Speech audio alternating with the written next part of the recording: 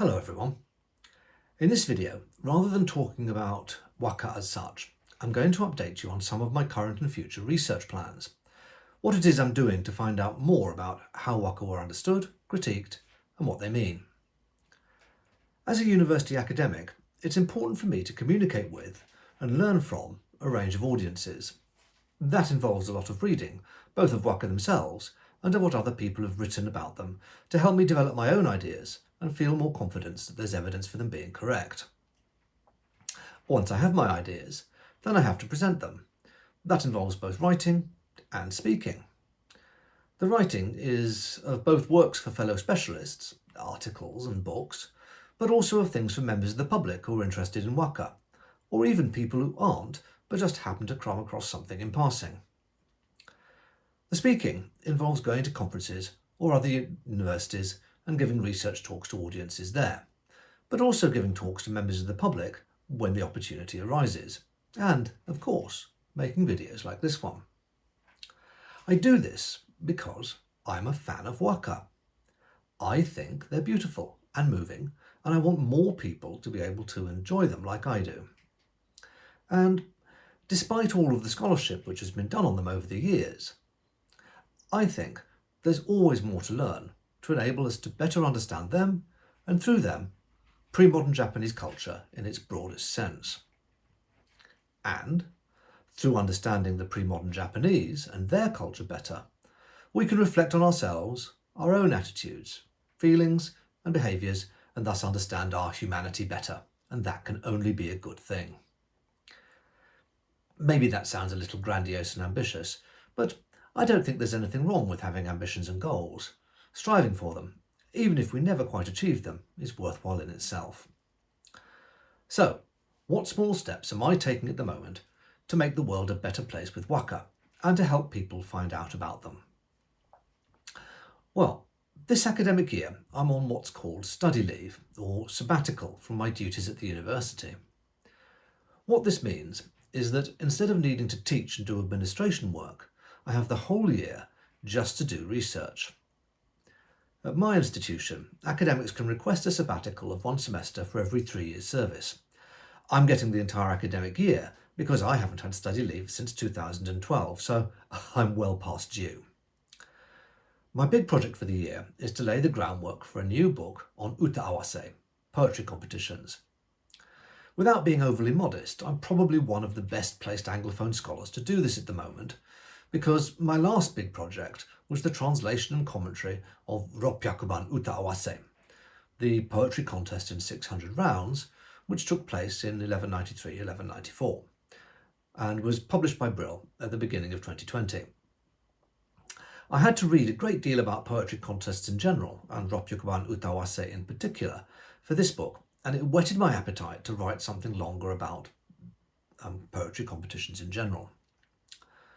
The first recorded contest took place in the late 880s, and the last formal one in the mid-1400s, but similar types of events continued to be held until the 1800s, so to give a full picture of them, there's 1,000 years of Waka history to cover, a lot of poems and pre-modern critical texts to read, to say nothing of the pre-existing scholarship.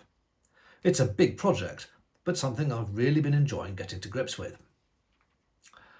I don't know about you, but I always find that concentrating on only one project is a bit of a recipe for getting bored, and so it's good to have a small number of things on the go at once. That way, when things aren't going well on one project, you can switch and do some work on another, and still feel that you're being productive. Well, it can also be a recipe for procrastination and not getting down to what one really ought to be doing, but I do my best to avoid that. So, what are my other projects? Well, one of the things I've been thinking about since I did the poetry contest in 600 rounds was the way in which material, images, ideas and words, from China were used by the poets to both construct their poems and by the judge in particular to critique them, and by one of the poets to respond to his judgments. I think there's some quite interesting differences and attitudes on display here, and understanding these will help contribute to the ongoing debate about the linguistic and cultural relationships between Japan and China in the pre-modern period. I've been writing up my ideas on this topic into an article, which I will aim to send off to an academic journal and, provided that it's accepted, will then be published and available to read. I have a few more weeks' worth of reading and then writing to get that finished, but I'll be talking about my ideas in a seminar at Oxford University next month to get some additional feedback from fellow scholars. Watch this space on that one. Not quite as far along as a project, but still quite well formed, is something else I've been thinking about: whether male and female poets composed waka differently. If you've watched the other videos on this channel, you'll know there's a few talking about the poems in a collection called AQ Hyakushu, or the AQ 100 poem sequences. This was the last complete collection of waka I translated and contained 700 poems, 100 each by 5 men and 2 women, on 100 separate topics. While I was doing the translation of this work, I began to wonder whether the men and women might not be addressing the topics differently, using slightly different vocabulary or different underlying ideas, while still remaining faithful to what poems on the topics were supposed to convey. After all, men and women in Heian Japan generally lived very different types of lives, and it wouldn't be surprising, you would think, if they brought this different experience into their poetic composition. On the other hand, as I expect you already know, the waka tradition was a very conservative one, with one of the primary criteria for quality being how well you reflected the conventional conceptions and wordings, which militated against poets expressing themselves with too much originality. In order to investigate this issue, I decided to do an in-depth analysis of AQ Hyakushu, taking account of the different proportions of male and female poets. I was able to present some preliminary results from this in a paper I gave at a conference and then again at Yale University last March. All I'll say on that now is that the preliminary results suggest I might be onto something, and I got some useful feedback from my audiences then, but I need to do some more work on it to be sure. So, that's another case of watch this space. Finally, there's another project which I've been thinking about on and off since about 2015, and this is one which is a bit of a labour of love because it's given me the opportunity to get out and about into some parts of Japan which I'd not visited before. If any of you have visited Japan's ancient capital, Nara, and made your way through the park in the city with its temples and deer to Kasuga Shrine, you may have noticed that there's a small botanical garden on the way up to it. If you haven't visited Nara, I hope you get a chance to go one day. It's a rather special sort of botanical garden because it's dedicated to the plants which appear in the 8th century Manyoshu poetry anthology and displays them along with representative poems, which is why it particularly interests me as a waka specialist. It's also not the only such garden in Japan. There are about 30 of them all over the country. You can find out more about Manyor botanical gardens and Manyor plants on my website. I wrote one short article a few years ago about how these gardens function as destinations for tourism. It's open access and there's a link to it from my website if you're interested in reading it. But I've been wanting for a while now to write something about the various gardens' history and development, and that's something I'm actively thinking about at the moment too.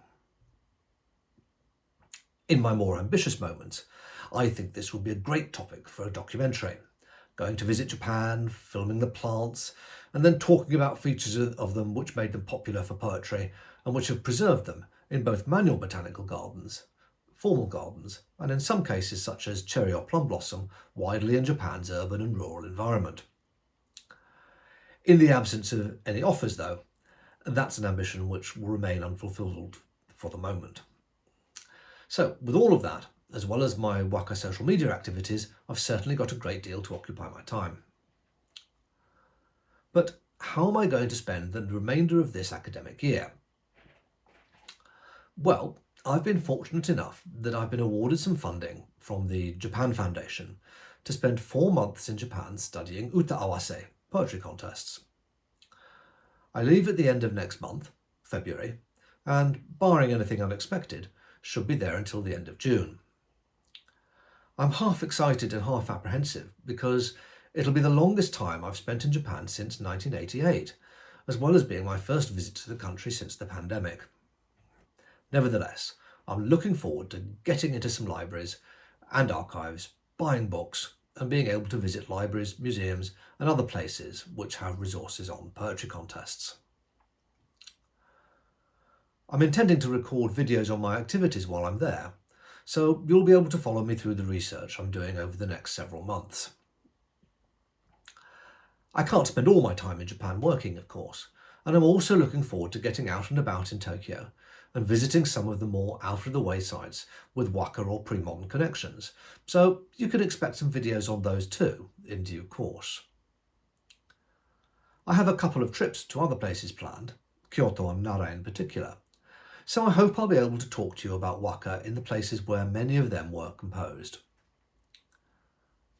Watch this space once more. That's it for this video.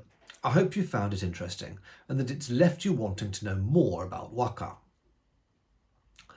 If you have any questions or comments, please put them in the comments below. I'll record another research update in a few weeks about some of the more specific preparations I'm making for my visit to Japan, and I'll also put something together on my visit to Oxford in mid-February. See you next time.